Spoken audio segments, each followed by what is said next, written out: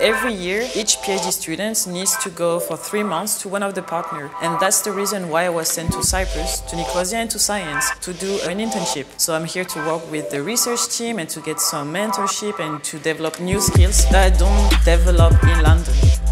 My name is Izzouzi. I'm French and I'm a PhD candidate at University College London. I'm also a research fellow for Marie Curie Project Lab.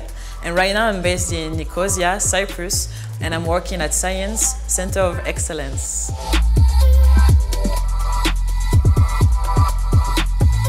CLIBE premier objective is to train young innovators and researchers in the field of virtual animation and characters. My research topic is the social evaluation of virtual environment. I'm working on how to enhance communication, interaction, and trust formation for multiple people using the media of virtual reality.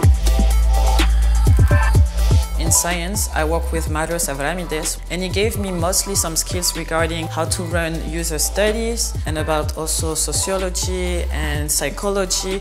There's like so many different people working on so many different things that I just got new knowledge. And also here I got the infrastructure and some hardware equipment. For example, I was working in the virtual reality lab. I also looked at some motion capture systems, so some stuff I never used before. When I came to Cyprus and I got to have this sunny weather all year long, working hard in Nicosia during the week, going to Limassol, Larnaca, Ayanapa during the weekend, it was like perfect balance and also like work and personal life balance. So I really enjoyed that about Cyprus. It's like you can do whatever you want.